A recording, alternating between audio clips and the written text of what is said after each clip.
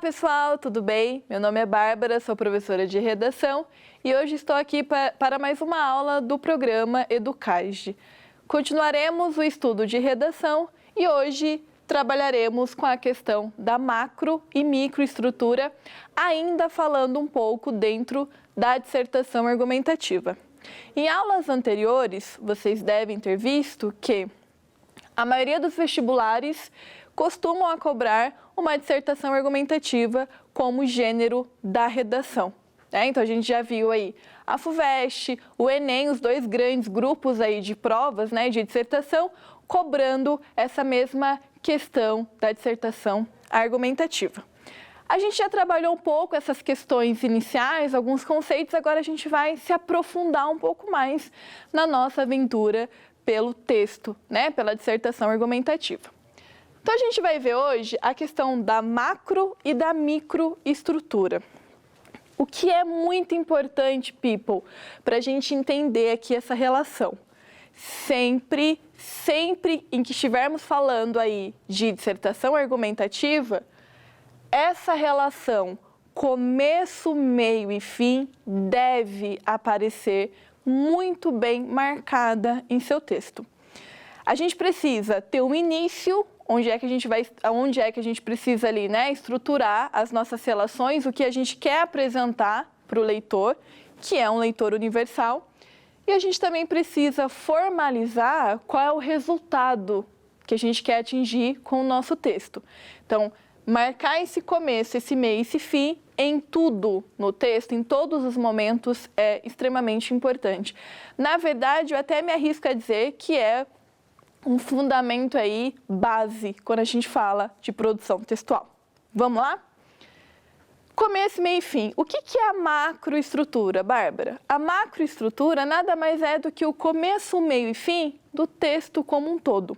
Então, quando a gente está falando de macroestrutura, a gente está falando de introdução, de desenvolvimento e conclusão. Macro, É tudo aquilo que compõe de forma geral a estruturação do nosso texto. Então, a gente vai começar pelo começo da macroestrutura, que é o parágrafo de introdução. Vocês podem estar se perguntando, Bárbara, quantos parágrafos eu uso para a introdução? Um parágrafo, Então, o parágrafo de introdução, a gente vai usar apenas... Para fazer a introdução, a gente vai usar apenas um parágrafo. Não existe aí, no esquema de prova, a gente estruturar a introdução em 2, 3 ou mais parágrafos. Há uma convenção, vamos dizer assim, de estruturar a introdução em apenas um parágrafo.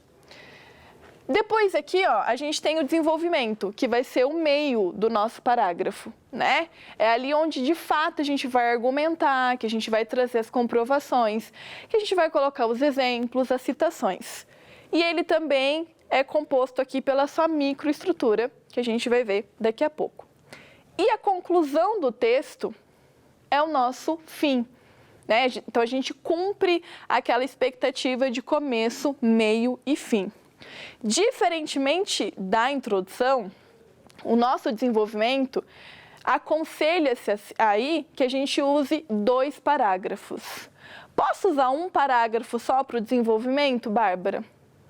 Pode, mas não dá muito certo. A gente tende aí a perder nota de sentido, de articulação de ideias. Então, não é recomendado usar apenas um parágrafo.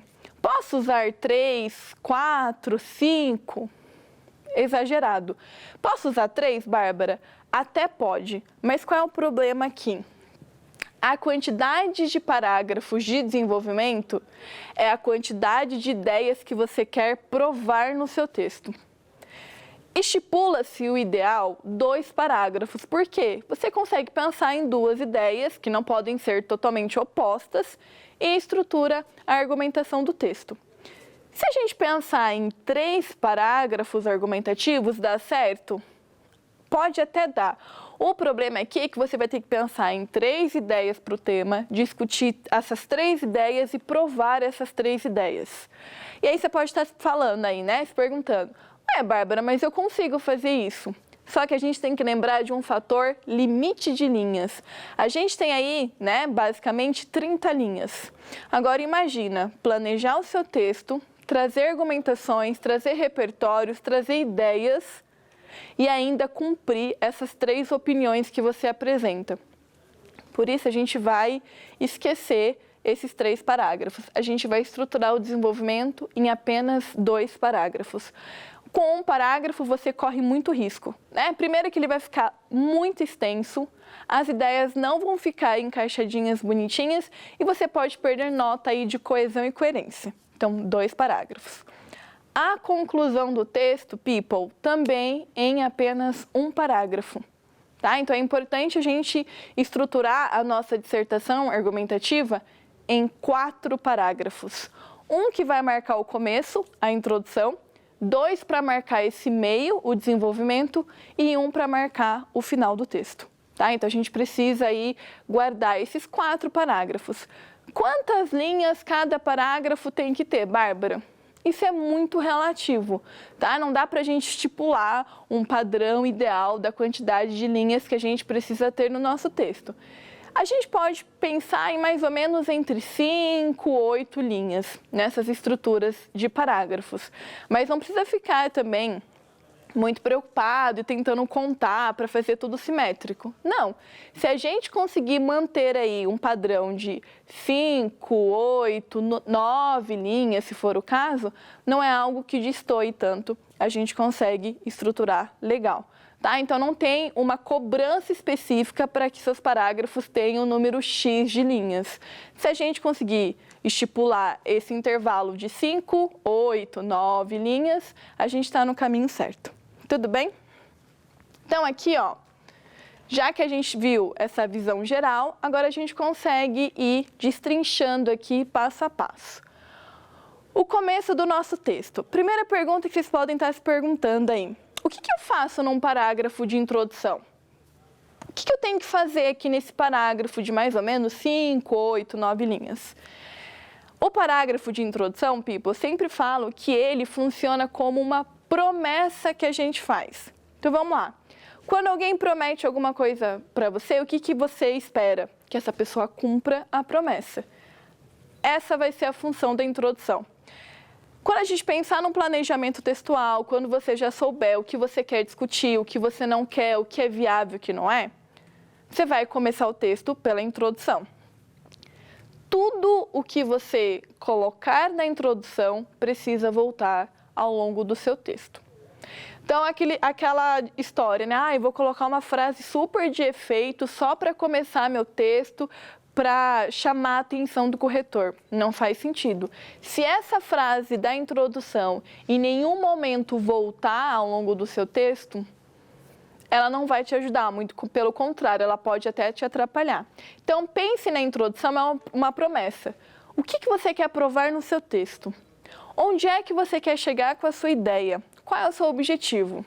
Parágrafo de introdução.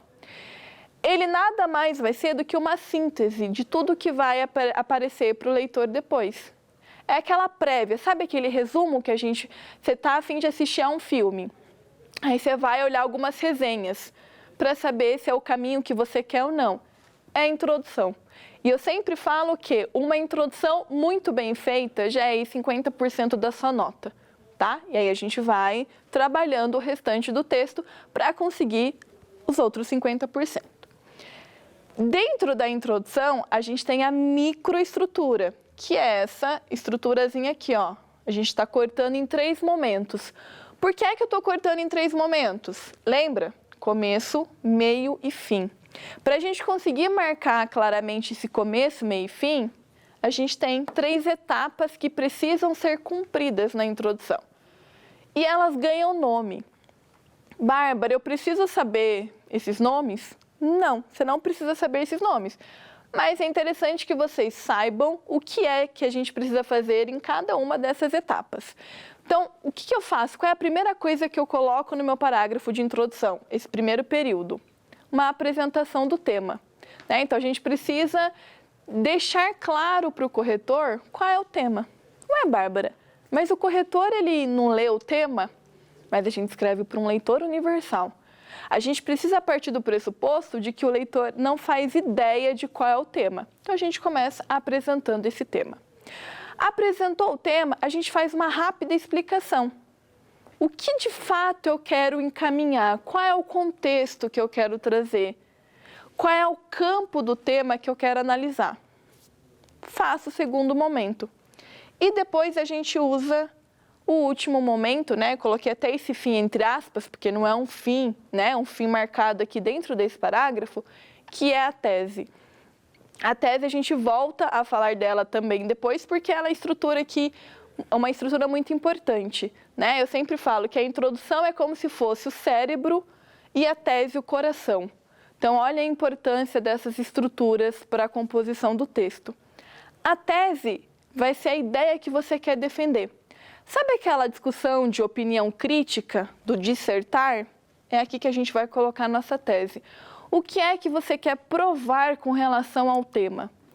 O que é que você quer provar? Por que para você muitas pessoas não têm acesso ao cinema, que foi o tema do Enem do ano passado, democratização do acesso ao cinema? É aqui que a gente apresenta uma justificativa. Quais são os problemas por trás desse cenário? Aqui é o momento em que a gente coloca. Então, vejam o quão importante é essa primeira estrutura. Como eu disse, a introdução seria o cérebro e a tese, o coração. Tudo no texto de vocês vai girar em torno dessas duas estruturas. Por isso que é muito importante a gente focar na construção do parágrafo de introdução. Tudo bem? Conhecemos aí a primeira estrutura, agora a gente precisa da sequência.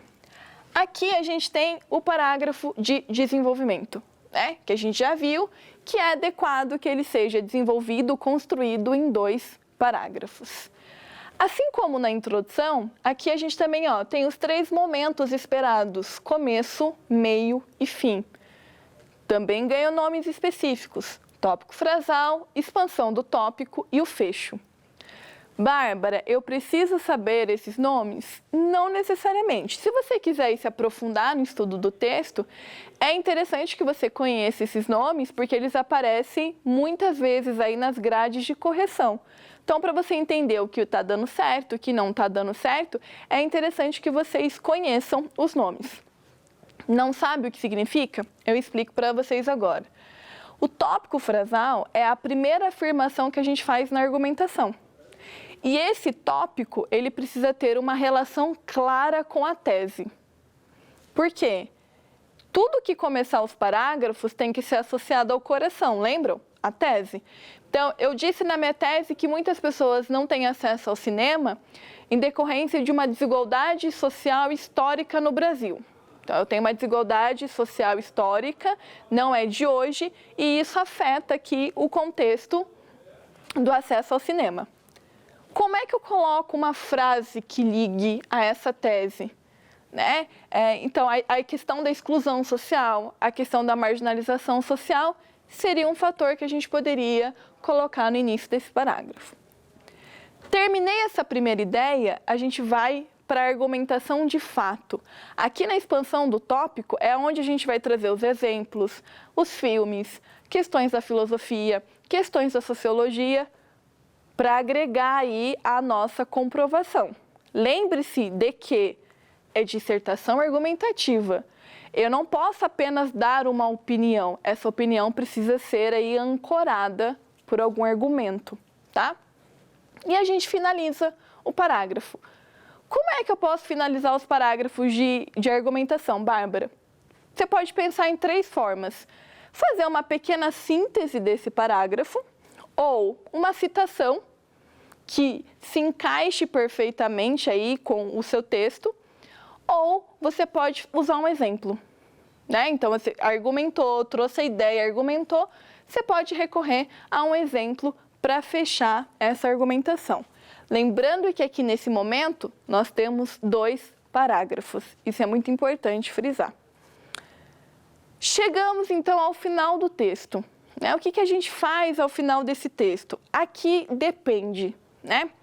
Hoje, no sistema, né, de vestibular do Brasil, até mesmo de concursos públicos, a gente tem 2 grandes estilos de finalização do texto: síntese ou proposta de intervenção. Bárbara, quando é que eu devo usar a síntese e quando é que eu devo usar a proposta de intervenção? Depende da prova. O que a gente sabe? Primeiro, A proposta de intervenção é uma característica muito associada ao Enem. É o Enem que cobra a presença de uma proposta de intervenção. As outras provas que cobram uma dissertação argumentativa, elas tendem aí para o lado da síntese. Eu, de fato, fazer um apanhado geral de tudo aquilo que eu disse no meu texto. E a proposta de intervenção, ela é uma finalização de texto associada ao Enem. Então, é muito importante quando vocês forem pensar numa prova ou até mesmo prestar um concurso público, conhecer qual é a banca que está fazendo a prova. Isso é importante para a gente saber como é que a gente vai agir aqui. Nessa questão da síntese, o que a gente tem que levar em consideração?